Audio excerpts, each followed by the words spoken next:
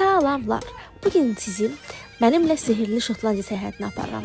İlk dayanacağımız özünə məxsus gözəlliyi ilə Edinburgh. Qədim küçələr, sisli hava və memarlıq sanki bizi başqa bir əsrə aparır. Burada hər addımda eşidilən musiqi səsi ruhu canlandırır.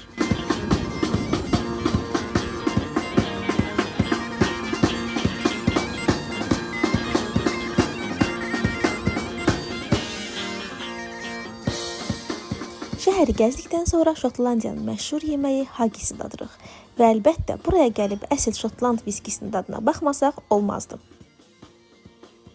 İstiqamətimiz Stirling şəhərinədir və burada ilk dayanacağımız yer əfsanəvi William Wallace abidəsidir. Şotlandiyanın azadlığı uğrunda döyüşən məşhur qəhrəman.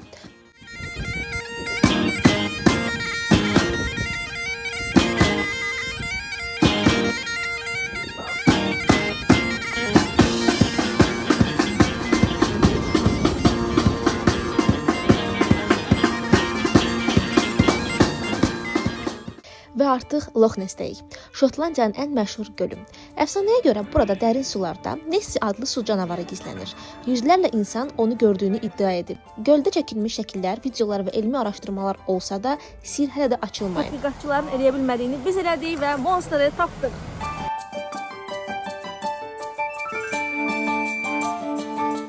Şotlandiyanın məşhur ginger inəkləri, Highland Cows. Qəbul edirəm, çox şirindilər.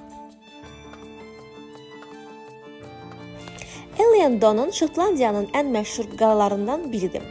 13-cü əsrdə tikilib və 3 gölün qovuşduğu kiçik bir ada üzərində yerləşir.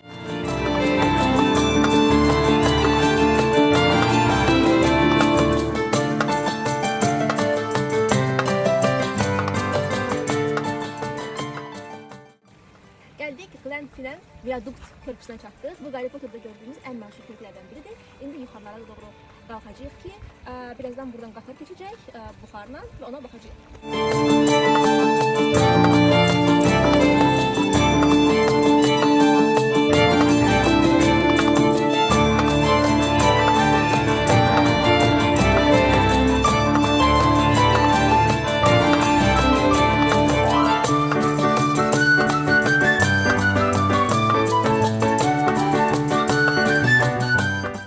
Səyahətimizin son dayanacağı Glasgow-dur.